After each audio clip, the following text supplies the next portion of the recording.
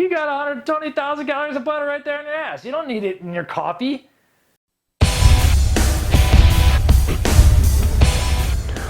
Welcome to Price Plow.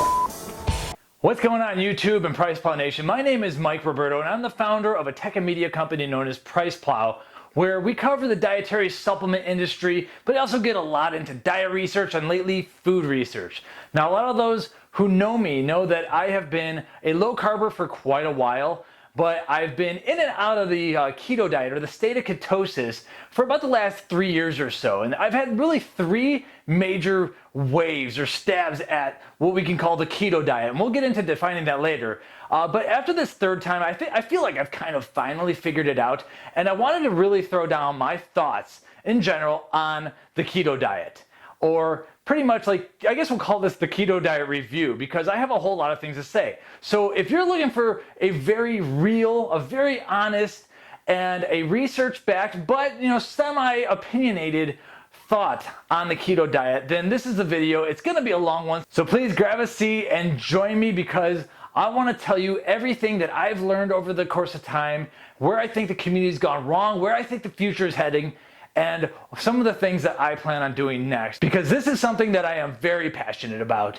And I truly believe that I will be in this style of diet, maybe not necessarily always hardcore, maybe not always necessarily super low carb, but I will be on this side of the fence more often than not, probably for the rest of my life. But we need to make sure that we're doing it right. We need to get blood tests. We need to do all that. So that's all gonna come. But for now, let's just talk about the keto diet.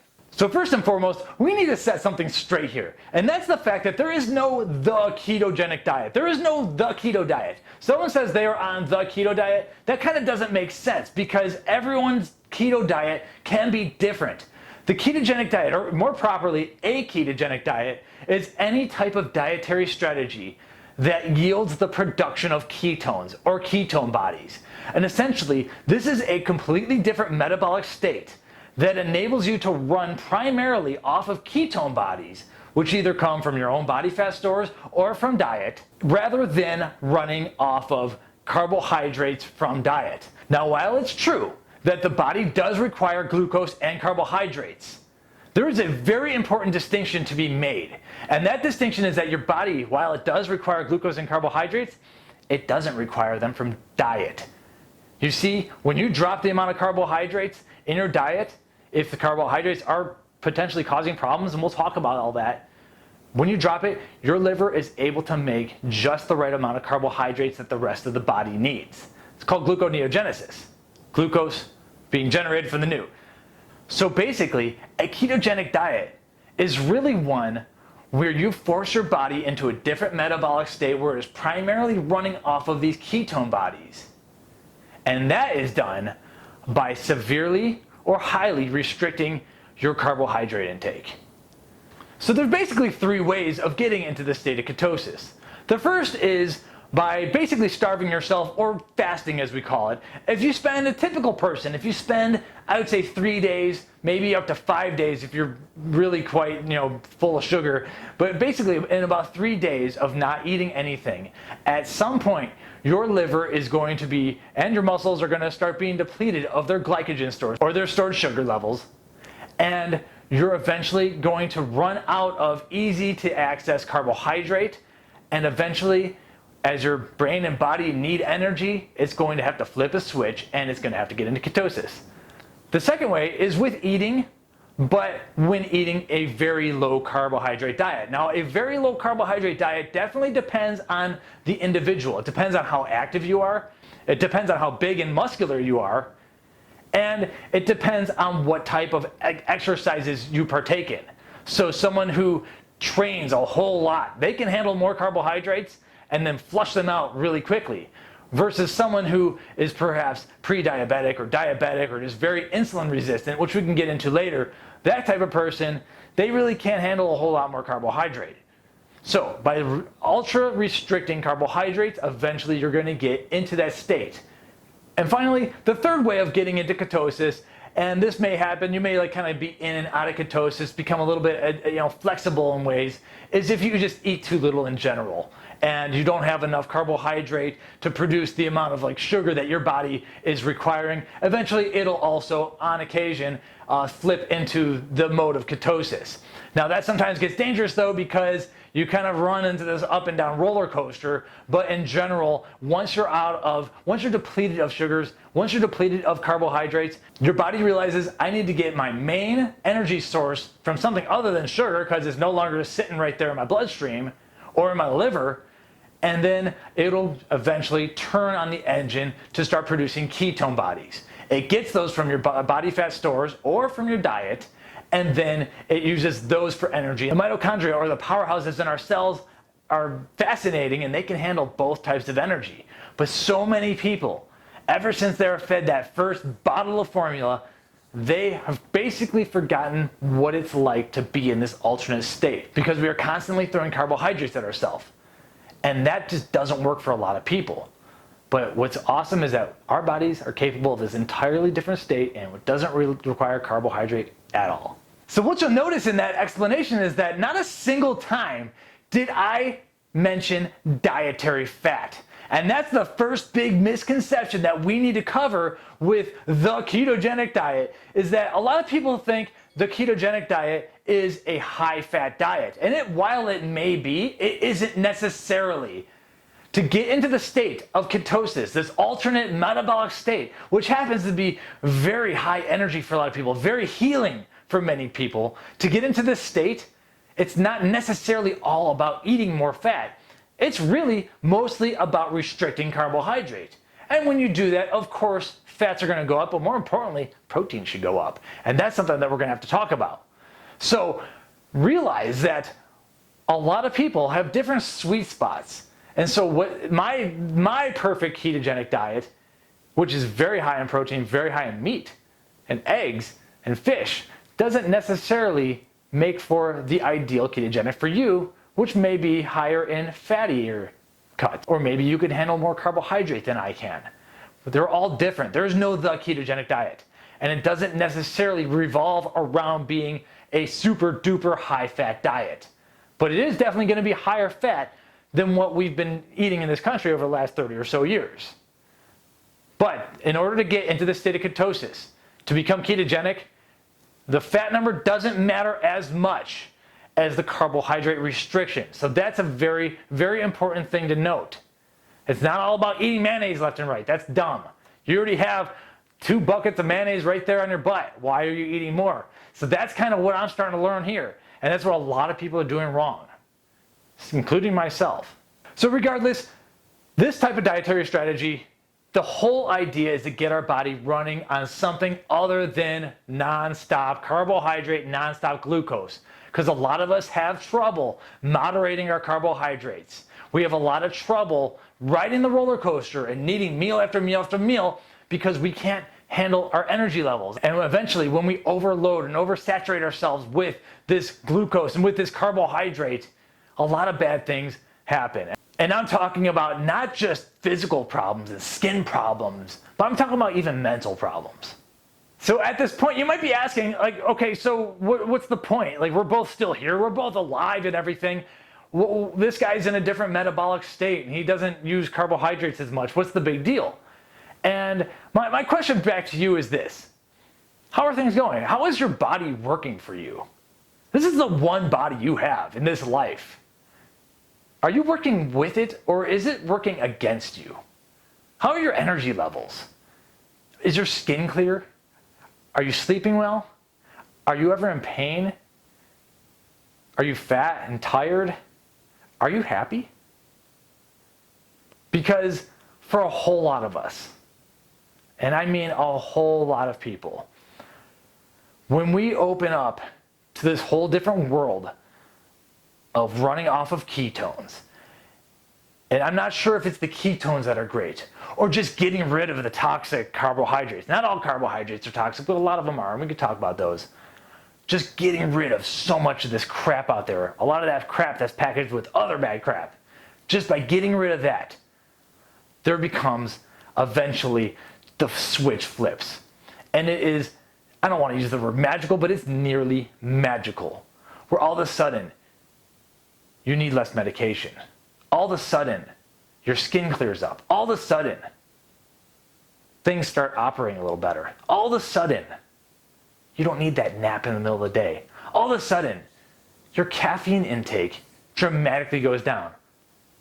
All of a sudden, you're not craving certain things as much. You're not craving carbohydrates as much, but you're also not craving alcohol and drugs as much. Weird things. And that's not for everyone, but that does happen. So I have to ask you, how are things going? Is this really working out for you? You're going to the doctor every week getting a different drug prescribed, and then a drug for the drug for the drug. Because a lot of that, not always, but a lot of that can sometimes disappear right when you get rid of two things. And that's a lot of the refined carbohydrates, but even more importantly, to me, the industrialized processed seed oils, which actually make you crave more of those carbohydrates. And when they come together, it is a world of hurt. And there are people who, once they are able to kick the addiction, and it is an addiction, when you tell people that they're gonna have to stop eating bread if they don't wanna be diabetic anymore, and they start crying, like if I were to ask you, stop eating bread forever, what goes through your mind? You freak out. That's addiction, folks. But once you kick it, you become free. You no longer need to eat every 3 hours, which is total nonsense. I'm a busy father. I don't have time to be going up and down and crashing. There's a zillion things going on. I run a business. You think I have time to have to check my blood sugars and eat every few hours? Absolutely not. There is nothing more liberating than being free from the roller coaster, from the blood sugar spikes and crashes and needing an energy drink and needing caffeine and needing my post-workout oatmeal, which I do sometimes have. All this stuff. Or eating too much carbohydrate and then having a big spike and then another crash. And then I need the energy drink. If you're living like that, let me tell you something. You don't have to. There's going to be a few weeks of pain. And there's going to be occasional setbacks. But in general, the energy levels, once you figure it out, just even out. And if you're interested in that, removing carbohydrate and removing these disgusting toxic seed oils, which are basically everywhere anymore, getting rid of all that nonsense and getting back to a species-appropriate, ancestral-friendly diet, which includes meat, fish, and eggs, and real butter. Those kind of diets that we had before we had all sorts of these ridiculous problems and psoriasis commercials left and right and 1,000 different blood sugar medication commercials left and right. Before all that, just get back to the food that we ate before all that nonsense. And it turns out that a lot of people's lives can turn around. And here's what's interesting. A lot of people lose weight with it. That's the main reason people are here. To me, weight loss is the least interesting part of entering the state of ketosis. It's everything else that makes it so magical. But once you learn to burn your own body fat, and you don't need to go on these ridiculous caloric restrictions that just make you hungry all the time. Once you defeat your appetite and you realize I am no longer dependent on eating every few hours. I'm not crashing. I'm not spiking. I can control my appetite. I'm not hungry anymore. Did you know that? I control when I eat. Food doesn't control me. My workouts dictate when I eat. It's different. So if your body's not working for you, if you've lost control, and you can't even see it, but you're grabbing for that energy drink, you don't even realize it. If you've lost control and you want to gain it back, entering the state of ketosis and sticking there with an ultra-low carbohydrate diet, yes, high in natural fats, vegetables are fine, meat, fish, and dairy depends on you. Meat, fish, and eggs though, absolutely. There is nothing that feels better than getting off of that roller coaster. And so that's what this is all about. Okay, so that rant went a little bit longer than I planned, but let's talk about the demographic here. Because, like I said, there's many different ways of getting into ketosis, but there's also many different reasons to want to get into ketosis. I just talked about several different issues that people have. From skin to other things. But realize where this all really started. Well, the state of ketosis has been around forever because as we evolved as the hunter-gatherers, we didn't always have food available to us. And people get worried about going into starvation mode. Do you think our ancestors were hunting every 3 hours? Absolutely not. They would fast and they would feast. And during those fasts, they would enter ketosis. It's okay because they stored up fat. Our bodies are great at storing up fat, as you probably know. But anyway, the whole idea of the ketogenic diet resurged in the early 1900s as a way of combating epileptic seizures. And this has been done for 2,000 years. So a lot of the data, a lot of the early research, a lot of the early ketogenic diet strategies were based upon basically young boys who were trying to avoid, whose families were trying to have them avoid having more seizures. So I have to ask you though, are you having seizures? Because if you are, then you should contact the Charlie Foundation and get put on an appropriate ketogenic diet. Now the reason I mention that is because those ketogenic diets do need to be extremely high in ketones, extremely low in carbohydrate, and they are extremely high fat diets, some higher than others. But at the same time, most people watching this video are most likely not here to talk about seizures. And if you are, you probably don't want to watch this video. You got to go and talk to an expert at the Charlie Foundation. So if you're here, you're thinking about, you're hearing about the better energy levels, or you're hearing about the weight loss. Let's make a distinction here. This is about fat loss, not weight loss. Anyone can lose weight with calorie restriction. Yeah, calories in, calories out does work for weight. But it's not about weight. It's about burning fat. And the best way to burn fat is to make it so that your body can burn its own fat. Every time you ingest carbohydrates, you spike your insulin. Insulin stops fat oxidation from happening. So it is way easier to stay in a state of fat burning by keeping insulin levels low. And that is done by keeping carbohydrate levels low, which gets us to the state of ketosis, of course. So what we need to realize though is you gotta follow the right people. A lot of people are doing this super duper high fat diet because there was some research done in the early 1900s for this boy who had seizures and everything. Well, if you don't have seizures, why are you eating so much fat? Follow the right people. If you have a ton of fat on your body, why do you need to eat more fat? You don't. You need to eat a certain amount of fats to make you happy, to make you, to give you satiety. And there are some essential fatty acids that of course you do need to eat, but you don't want too many of. But what you really need is protein. And that's where I think the whole community has gone wrong. So first and foremost, follow the right type of advice for the type of keto diet you want. Now, I am right now at about 13% body fat. I honestly don't want to lose too much more fat because it doesn't look as good to me. On me, I don't have enough muscle for it. So for me, I can keep a higher amount of fat around because I'm not trying to burn my own at all times. In the meantime though, someone who is very large, if you have a ton of fat on your body already, why are you putting butter in your coffee? You don't need to. That's ridiculous. That's absurd. It's absurd. So follow the right type of strategy for the right type of person. And it's always going to come down to prioritizing protein. And then meanwhile, there's other people who may be wanting to run the keto diet for like ultra endurance athletes.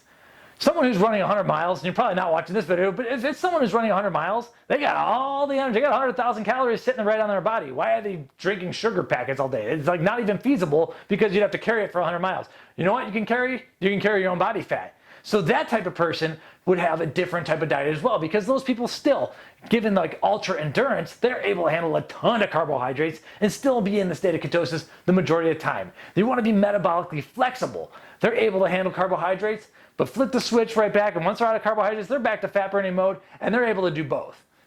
So once again, follow the right type of person.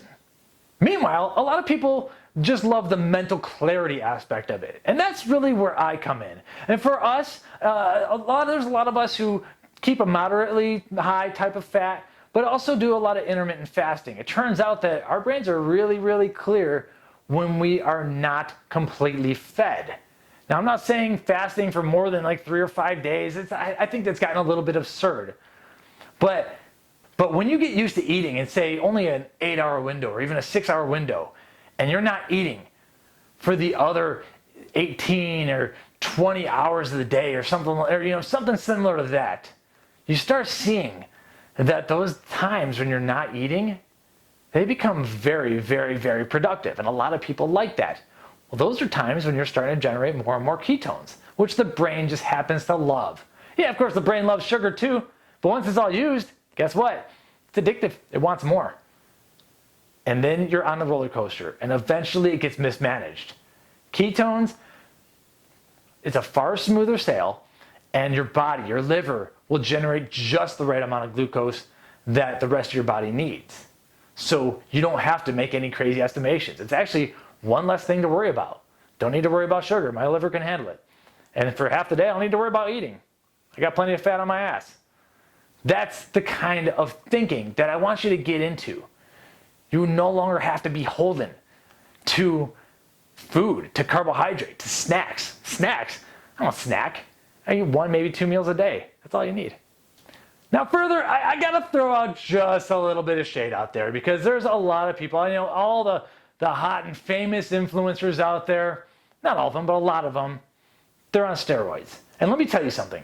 Steroid keto is not regular normie person keto. The stuff that people who are taking exogenous hormones, and I'm talking about TRT too, let's be realistic.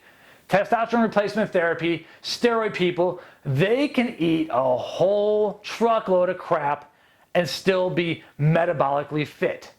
A lot of us choose not to do that. But my personal point of advice, whether or not you're into keto or whether or not you're high protein or whether or not you love to carb up, my personal opinion is that you should never take advice from someone who is on tons of steroids if you aren't yourself either. Because those people can get away with murder in terms of diet. And guess what? Mere mortals like ourselves, we can't. So just realize that steroid keto is not necessarily keto. They can do a whole lot more that you can't. So be careful. If you see steroid keto guy eating a bunch of crap, that's okay. He's gonna probably burn it off, or his muscles are gonna be way more sensitive to sucking that stuff up. You, on the other hand, might need to train 3 times harder, or maybe just follow someone who understands that we are mere mortals, like I said. Anyway, long story short is that if you are into this, find the cookbooks or recipes or all that, find them from the people whose lives you more want to mimic. If you are a steroid guy, hey, good for you. I'm all for that and everything. I don't do them, but I'm all for that. Then you can follow the steroid people. But I just don't think that it goes back and forth. If you have seizure problems, you have like crazy skincare problems, find other people who are dealing with that themselves. There's so many Facebook groups for all this stuff. And that's going to help you so much. And if you're athletic, realize that a non-athletic person's keto diet is going to be way different than yours. You need more protein. And you could probably get away with a little bit more carbohydrate. You can maybe do a little bit of double rocket fuel if you time up your carbohydrates properly. That's what I'm messing with right now, and it's kind of fun. Realize carbohydrates, I do consider them to be addictive drugs, but they're addictive performance-enhancing drugs. You don't need carbohydrate in your diet, and too much of them can cause a ton of damage. And they're addictive. That's a drug.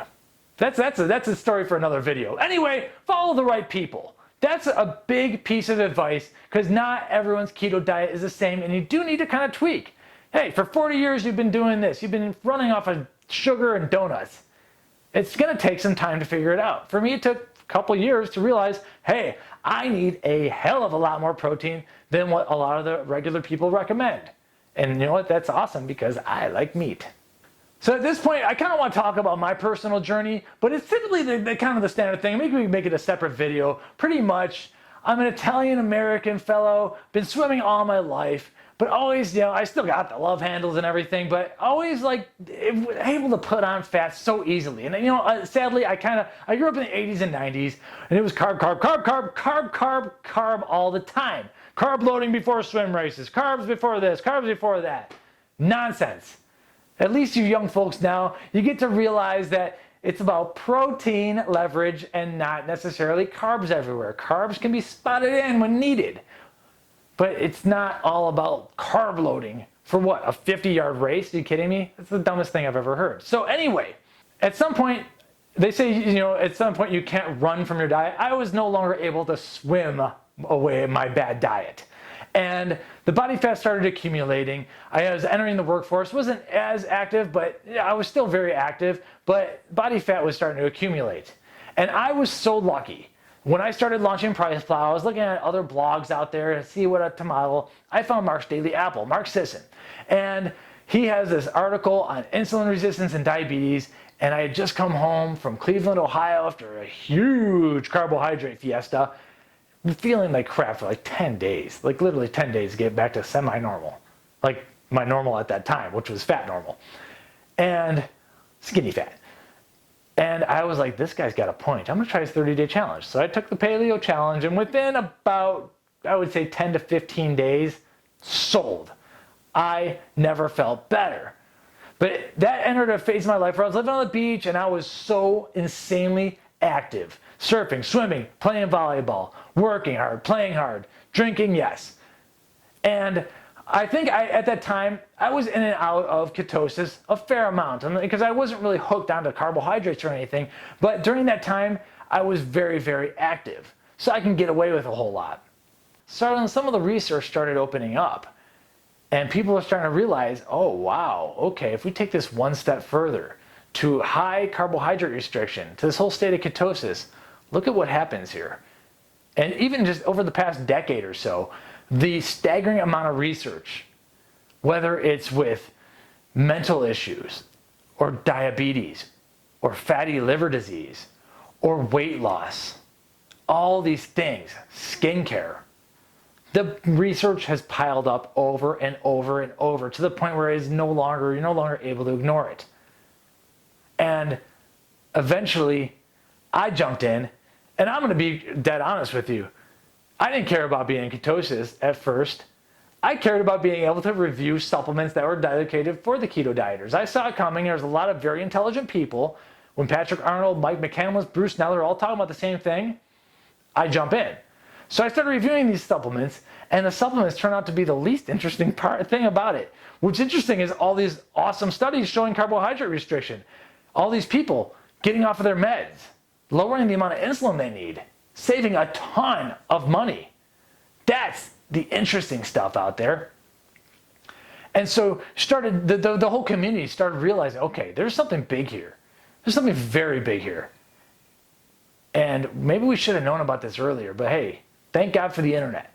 So I started looking into this and I was like, wow, this is incredible stuff. And it's all kind of being done without the support of the medical establishment. And so eventually I jumped in too, but like I kind of alluded, I didn't really do it right at first. And that's fine. Now with all these awesome successful studies, I often ask the experts, is it because ketone bodies are so therapeutic? Or is it because having so much carbohydrate and insulin resistance and insulin itself is so damaging?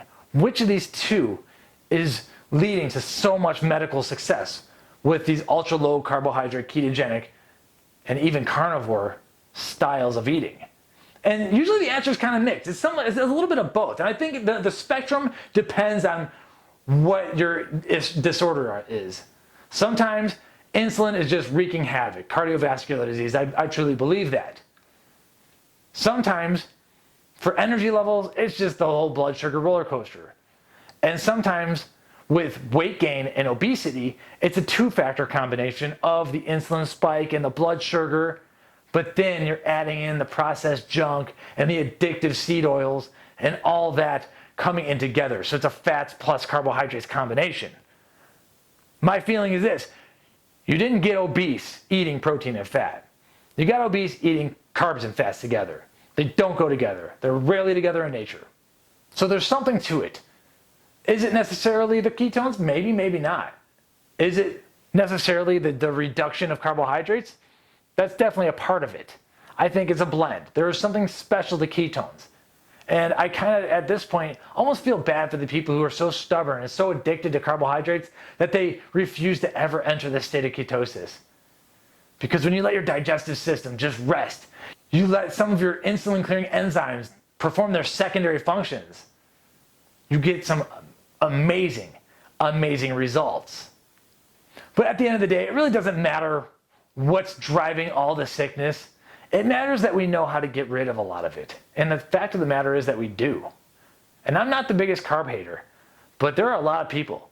If you're not training hard, I truly don't believe you don't need a single dietary carbohydrate. That might scare you. And you have to ask yourself, why are you so scared? My belief is that this is an addiction. And it is not only one addiction, it is the addiction. Subject for another video. So once we become fat adapted, at some point, most people, they see the light and they realize, wow, this is the only way to live. You want to know why? Because life becomes easy again. Eating becomes easy. It might be a scary diet at first, but it's really not. You just aren't having carbohydrates. You're just having the steak and eggs and butter. That's all there is to it. It becomes simple. But then you realize, oh my, I'm not jumping from meal to meal or energy drink to energy drink. Like, oh my, I can go literally 3 days without eating and I don't care. Now, I don't often do that, maybe on a quarterly basis or so. But going a day without food, we're packing the kid up, we're going out, we're doing this, doing errands. There ain't no time for daddy to be crashing and needing an energy drink. It doesn't make sense. And guess what? I'm in control of my life now. That's the type of life I want you to live. I find it fascinating. People talk about going hypo. Going hypo? What the hell does that even mean? You're not diabetic. Did you just shoot yourself with a ton of insulin? Well, I guess, yeah, if you ate a bag of candy, you kind of just did in a way. But that's child's play anymore. Blood sugar spikes and crashes, that's the dumbest thing on the planet. Why would I want a blood sugar spike and crash? Maybe if I am trying to become a power lifter, but I'm not. So life becomes easy again. One less variable to worry about. I can go all day without eating, and I will catch my steak at the end of the night, and I will be just fine. Your body knows how to preserve muscle mass, but you do need to get that protein in.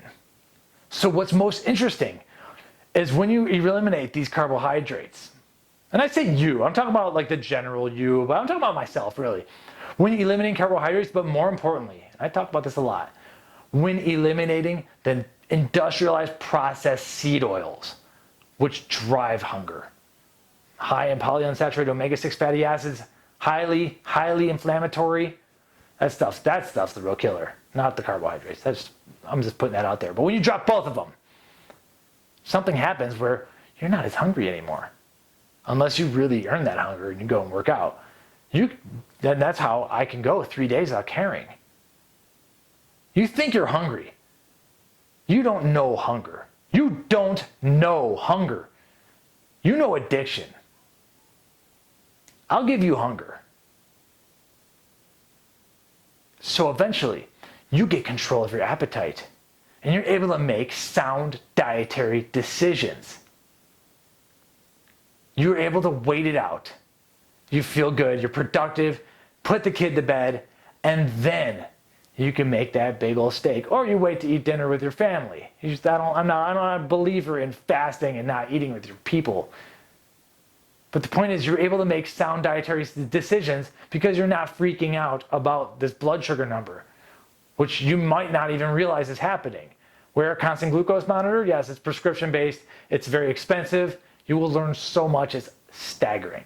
And this is the reason why I don't really believe in a whole lot of like the fat people hate that's out there and everything. Because I understand people are not currently in control of their appetites. This carbohydrate and seed oil restriction is how you gain control. Once you're in control, then it's up to you to realize fish, steak, eggs, real fats, beef tallow, butter, omega-3s, not omega-6s, omega-3s. Then you become in control. And then you can stay on a diet. That's the problem with dietary adherence. That's the problem with restriction of calories, but not full restriction of carbohydrates. Is that you're starving, you're hungry. You think you're starving, your addiction is starving. You're hungry all day. Eventually you're gonna fail. or your metabolism is going to slow down, you're going to be so low energy, you're miserable. That's the dumb way to diet. The smart way to diet is to make it so that you are no longer beholden to this weird appetite. You are no longer a slave to this fake cravings, fake hunger. And the way you do that is with seed oil restriction and carbohydrate restriction, preferably refined carbohydrate restriction. You can still sneak a couple fruits in there eventually, especially if you train hard. And that's what becomes magical, is you are back in control of your life. Now, one thing that the keto diet community, the low carb community seems to get wrong a whole lot, and I want to get into this, is that they believe that carbohydrates lead to fat storage. That's not necessarily true. There's a study out there that shows that it takes over about 400 grams of carbohydrates before you truly spill over into storing them as fat.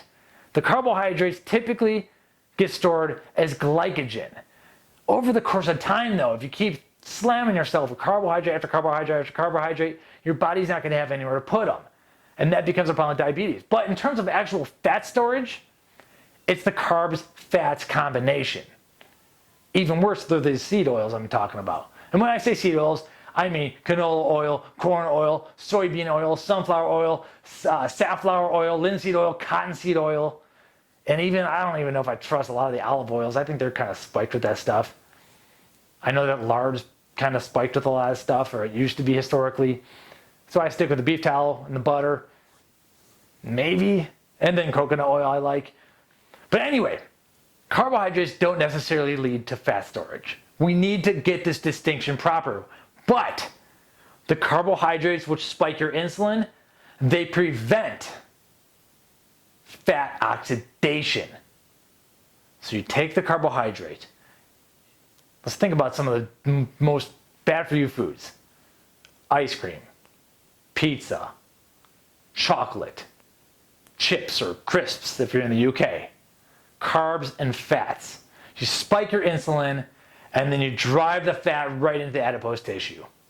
Easy peasy. And a lot of these foods don't have any protein in them. Maybe you got some sausage on your pizza. That's what happens. And when you have your insulin spiked from all that carbohydrates, you just stalled out fat burning. Why waste your time? Just don't eat the carbohydrates. You will get a little bit of an insulin spike from fat, and you'll get a moderately, slightly bigger insulin spike from protein. It's enough of an insulin spike where protein and fats, or protein alone, can enable you to build muscle with it, though. And there's a study on that too. However, I do notice that if I have a very lean protein all alone with no fats along or no carbs along, I get very hungry, very, very fast. It's almost like your body throws in too much insulin and wants more. So there is a balance. The protein needs to be paired with something. We always need to leverage protein or prioritize protein first. If you want to take a low-fat approach, I'm all for that because that gets rid of the seed oils at least. And then you have the protein with the carbs. Still got to prioritize protein. Meanwhile, if you want to take the more ketogenic approach, limit the carbohydrates, then you have the fats and the proteins. And that's a ribeye steak, which I think is better.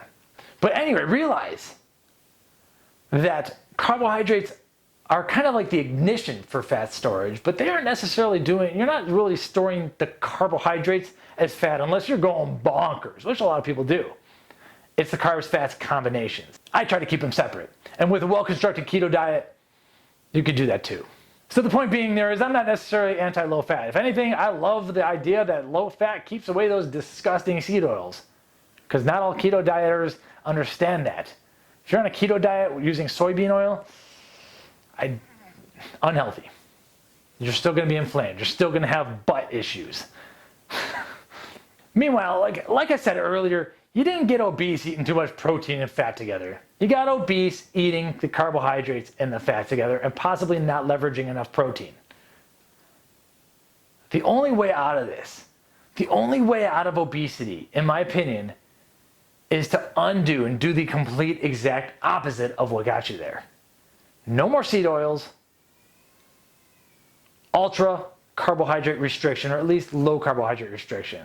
Otherwise, you're taking the slow path. Every time you have carbohydrates, insulin goes up, your fat burning stops.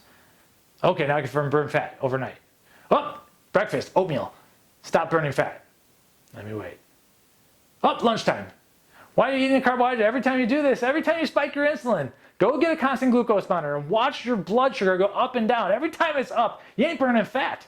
The only way out of the whole obesity epidemic, if you need to burn like 150 pounds, it's going to take fasting. It's going to take low insulin levels so you can actually burn the fat. And to do that, it takes carbohydrate restriction. Especially if you're obese, you can't, let's be honest, you can't go and do 50 burpees. Like when I showed, I did a bunch of burpees and my blood sugar tanked. It was awesome because my ketones could just kick up and take over. I'm flexible like that, but you can't necessarily do that if you're obese. I'm sorry. Your joints are going to hurt too much. You probably shouldn't be exercising at all. You got to go walking first, and then eventually you start shedding the weight. Then you start rolling the exercise in. But if you can't lose weight without exercise, then your diet isn't good enough. With an ultra low carbohydrate diet that's primarily protein based and just enough fat to make you happy, that is how I truly believe you can spare yourself from obesity. You're in a drastic situation, and it requires drastic elimination of certain foods that spike insulin. Now, my keto diet review, so I've always been relatively healthy, but I didn't really realize some things that I didn't need to deal with. When I'm in ketosis, the 3:30 nap that I've needed all my life, my college roommates used to make fun of me for, old friends used to make fun of me for, gone, no more need. My constant sore knuckles and knuckle cracking, way reduced. That weird foot pain I get when I wake up after having like a big night of tacos or something. Who knows what kind of oil they were cooked in? And so I get those foot cramps in the middle of the night, they almost wake you up. Never again in keto. And even that weird eczema that I have on my fingers, what's it called? I gotta look it up. Dyshidrotic eczema on my fingers, gone. And I see all these eczema and psoriasis commercials out there. Try ultra low carbohydrate restriction. Something crazy happens. Our skin starts to clear up. Not only that, but once again, the seed oils, getting rid of the canola oil, corn oil, soybean oil, all that garbage. People are reporting getting less sunburn. How bad is this food supply killing us? So all these things that I just took for granted, the 3:30 nap, all my life, pretty much, wasn't necessary. That was just me crashing from stupid lunch. But I have some gripes with the whole keto diet community out there because I was given some bad advice. I mean, I've been an athlete my entire life pretty much, and I'm not the best athlete. I can hold my own, at least in the water. I've popped out of the water in front of a couple of, let's just say, elite level military individuals. And so in my prime, I can hang. But why would I ever in my mind, as someone who knows that high protein diets are safe, they're not bad for the kidneys, why would I ever allow myself to restrict protein so that I could have a keto number go higher? Because that's basically what happens. Your ketones circulating will be higher if you have a moderate protein diet and a higher fat diet. So I was chasing like they say, chase results, not ketones. I was chasing those keto numbers. I wanted to have a certain number so I could do supplement reviews. And quite honestly, it negatively affected me. It lowered my strength and it lowered my muscle mass because I need more protein. Any type of diet strategy that says don't eat that much protein, to me, is downright absurd unless you have a medical condition such as kidney problem or the whole seizure disorder. You need to be in deep ketosis. Cancer patients, for instance. Talking about diseases. Cancer being a metabolic-based disease. Now that's a theory I can get behind. Anyway, any diet for a healthy, athletic individual like myself that states I should moderate protein, why would I ever listen to it? That was the biggest mistake. And so what the keto community is starting to realize is like, hey, it's okay if my keto number is say 0.4 or 0.5 and not 1.2 or 1.8 all the time. If I'm getting adequate protein, my body knows what to do with it. And then if I pair it with fat, not too much, not too little, depends on how much fat I have on my body at the time. If I pair it with fat, my body will use the fat for the energy, and my muscles will use the protein for what they need to do to repair them. But this whole low protein diet, moderate protein diet, no. It's a low carbohydrate diet. And then, in my opinion, as much protein as you want. And if that means going and getting some damn good Texas barbecue out here or making some amazing steaks on the Himalayan salt block, then so be it. 250 grams of protein a day, not a problem. Will I be in slightly less ketosis? Yes. Will I feel amazing and be stronger than I've ever been? Yes. And so that's the biggest lesson learned. Those first 2 stabs at the keto diet, I was doing this whole moderate protein thing. I'm not a 8-year-old boy with seizures. I'm an aging athlete. And athletes need protein. So I urge you to follow the right advice. And I urge you not to fear protein. If you're sticking yourself with a precision extra meter or whatever, who cares? I could eat a crap load of food. I was running a constant glucose monitor. We'll have to do a test here. You can subscribe to the channel if you're still here listening. I could wear a constant glucose monitor. I could take down 2,200 calories with the fats and proteins and just a smidge of carbohydrates. My blood sugar doesn't even move that much. And then I see these experts out there talking about, oh, you ate too many calories, that's why you became a diabetic. Dude, you have no clue what you're talking about if you say that. It is the carbs and the fats that are doing that to you. If you leverage protein and fats, my blood sugar barely budges and I'm eating platefuls of the food. So why would I be worried about moderate protein consumption? It was absurd, and that is my regret. If you're gonna do anything, I would tell you, have as much fatty steak and eggs as you can. And if you're still fearing eggs over the cholesterol thing, you have been lied to more than any other lie. This whole saturated fat is bad, cholesterol is bad thing is the largest bucket of rubbish that's ever been perpetuated on us.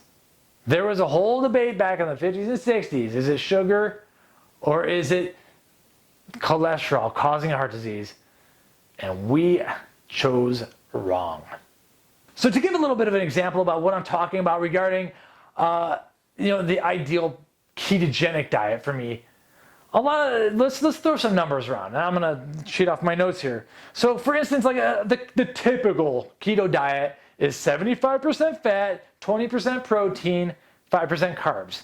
Now this is known as the 3-to-1 ratio. So basically you're getting 3 grams of fat for every 1 gram of carbs plus protein. So we're talking about that ratio in terms of strict grams, which is how the protein leverage works. We'll get more into that later on this channel. Anyway, let's say I need about, in regular state of, like when I'm in the state of glucosis, we'll call it, where I'm eating carbs, I need about 2,600 calories to maintain my body weight. And it depends on the workout. If I'm swimming like maniac or whatever, it's gonna be more. Let's just say average 2,600 calories a day. So in order to maintain that, basically that equates to this type of keto diet. 220 grams of fat, 130 grams of protein, and 30 grams of carbohydrates. And you see the problem there?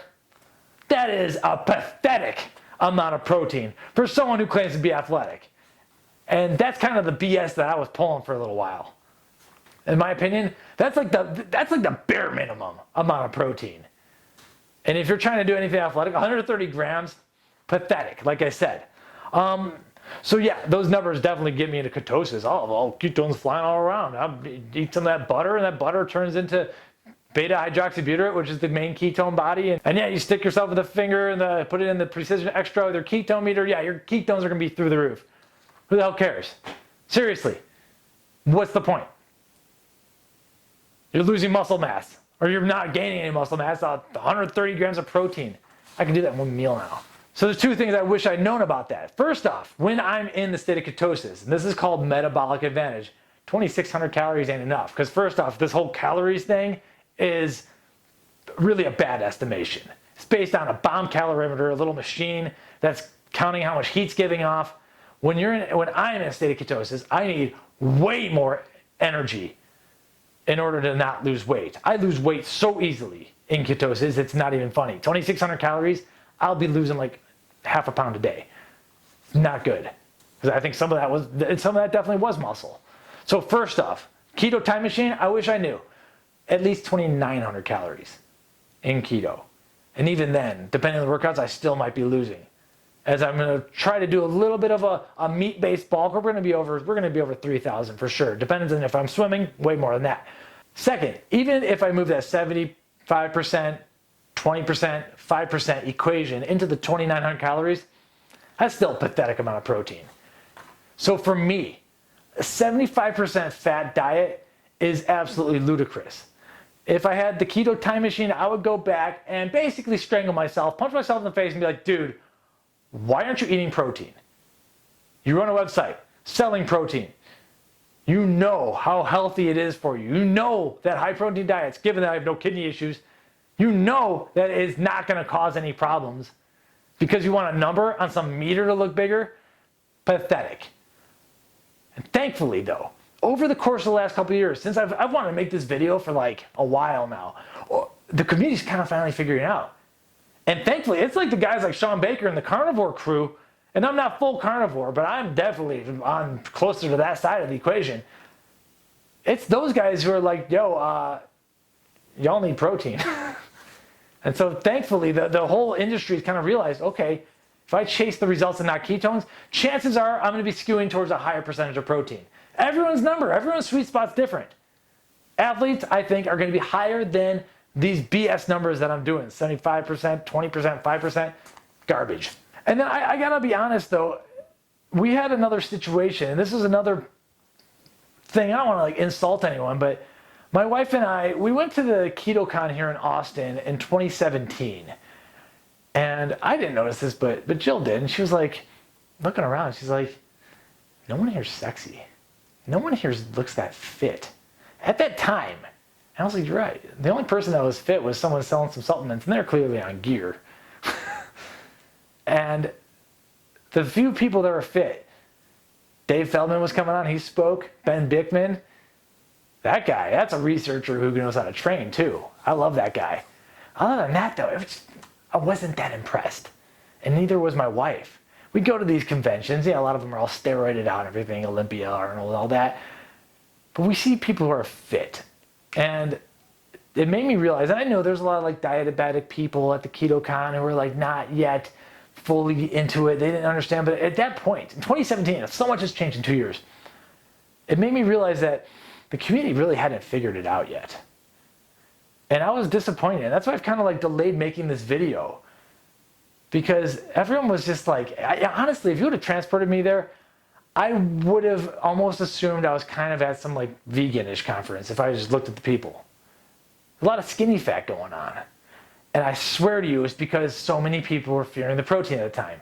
And thankfully, I really feel that that's changed. I feel that people are finally like, oh yeah, let's go eat 6 eggs, tons of butter, and let's throw on a ribeye or 2 on top of it. Like, man, what a good life this is. With this diet, you now have permission to eat red meat, and it's not unhealthy. It's unhealthy if you mix it with seed oils, and it's unhealthy if you probably have it with 400 grams of carbohydrates like we were talking about. But butter and steak and eggs, you have permission. Just keep it away from the ice cream. So that was kind of an eye-opening experience, and I was kind of downtrodden on the whole thing. We hadn't yet figured it out. And I'm glad to say into 2019, 2 years later, I think we have. And it's a lot of this meat movement that's happening, and I'm part of it. And I'm excited to be part of it. Don't fear the meat. Don't fear the eggs. Don't fear the fatty fish. Eat small fish, sardines. Get back to the good stuff. So I implore you, just don't fear the protein. Otherwise, you have to look at what these other people are doing. They're what we call butter chuggers. Like I said, if you have 120,000 calories on your ass as it is, why in the hell are you putting butter in your coffee? You got 120,000 calories of butter right there in your ass. You don't need it in your coffee. Go fast a little longer. Have black coffee, for God's sake. Because here's what's awesome. Once you restrict the carbohydrates, once you restrict the sugar, and if you can get off the sweeteners, things like black coffee and salt start to taste amazing. You no longer have the sweet tooth addiction, the dopamine kick, and the insulin that comes with it from having sweeteners and sweeteners and sweeteners and sweeteners. You don't need to put stevia or whatever, sucralose, all the same crap. You don't need to put that in your drink. It's going to spike your dopamine. you're becoming addicted. And that's what these keto snacks, they are for transitioning in. I understand you've been eating dessert your whole life. It's hard to, unless you're like one of those people that's just all in all the time. Go carnivore then, that's fine. But a lot of people, they need to transition in. And that's what the keto snacks are for. High fat, protein based kind of snacks with artificial sweeteners or stevia, whatever, natural sweeteners, non-nutritive sweeteners. Those are bridges to get you there. But I swear to you, if you rely on those keto snacks forever, if you rely on the artificial sweeteners, you are going to maintain your addiction to them. And eventually, you will fall off that wagon. I guarantee you. You will be back on carbohydrates in a few months. If you can get off these snacks and onto steak, if you can get off the sweeteners, try to go 3 days without eating something sweet. Try to go 1 day without eating anything sweet. Watch how things change after a few days though. It's absolutely uncanny. And I say this as someone who actually reviews sweet stuff all the time. But during the weekend, sometimes I only take the pill ones. Sometimes I stay away from those sweets and things change fast. So I think at this point, these keto snacks have gotten very absurd. But they are there for a reason. They are there to transition you away from regular life in glucosis to this new life in ketosis. But I think eventually you need to wean yourself off of them and start eating a species appropriate diet. And when you do that, those bitter vegetables, they actually start tasting awesome. Asparagus will never taste better than when you add some butter and salt to it and you're not clinging to the sweetness and that dopamine rush. That's living. That's eating. That is being in control. But finally, you got to realize if you're going to make this jump, you are going to be living outside of the medical system. We've talked about my LDL cholesterol. I'll make a link back to it.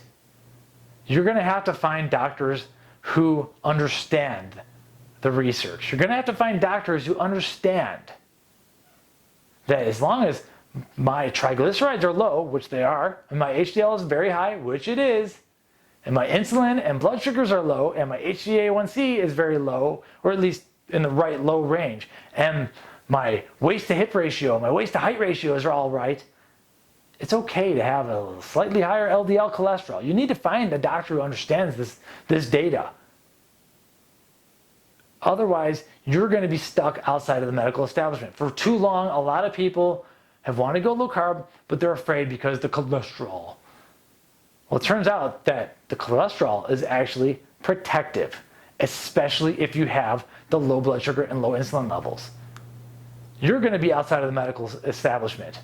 But at the same time, the people who are getting onto this diet, they don't need the medical establishment as much. Yeah, if you break your arm, you go to the hospital, obviously. But there are tons of people going with low-carb friendly doctors who are actually, for the first time in their lives, de-prescribing medication. And that is a beautiful thing. Don't do it yourself, though. Find a low-carb friendly doctor. Find someone who can help you wean off some of the medication. And if you're on something like metformin, you might want to stay on it. Who knows? But trust me when I say this, you start to become outside of the medical establishment, you might have to change the way things are. You might need to sit down with your family and explain to them, I'm not going to eat that cereal anymore. But you also got to understand, if your husband or wife wants that cereal in the house, you got to support that. This is a change. It's easier when the whole family makes that change. But you need to control it. And that addiction's going to come a-calling. The best way to get rid of it, in my opinion, is to knock it out once and for all. Knock out the seed oils. Don't touch anything with that soybean oil crap in it, canola oil, corn oil, etc. And take control of your hunger. And at some point you'll look at that box of cereal and you'll kind of just laugh. Because you'll see what garbage it is that they fed to us.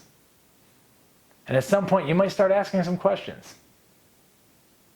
You could probably tell I'm the kind of person who does such a thing. And you start to wonder, all my life, they've talked about nothing but carbohydrate, carbohydrate, carbohydrate. They never taught us that there was this secondary metabolic state where I don't need to eat a single carbohydrate. I'm able to generate these beautiful energy supply. It's to the point you have to wonder, this was obviously known about. We have the old research studies now, thankfully for the internet. So this was known about. And you start to wonder, if they hid this from us, if they kept this from us, if they lied to us about this, oh, that you need carbohydrates, you'll go into starvation mode. They lied. Eggs, unhealthy. Red meat, unhealthy. Lies and lies. If they lied to us about this, what else are they lying about? And that might be a question that you just don't want to answer. Because right now, it's all about getting healthy. It's all about protecting yourself and protecting your family and your loved ones. And it's all about living a long and happy life. And so maybe you don't need to ask those questions. But just realize, this establishment is not here for our betterment. And you're kind of on your own. But thankfully, there is this entire awesome community online. And we're getting together, and we're seeing success, and we're cheering each other on, and we are finding that the research is out there. And it's been a beautiful, wonderful thing. And the cat is now out of the bag, and we cannot be stopped. So the choice is yours. You could live from cookie to cookie to cookie, or you could join with us and finally feel good about yourself again. My name is Mike Roberto. I run Price Plow. Thank you for watching.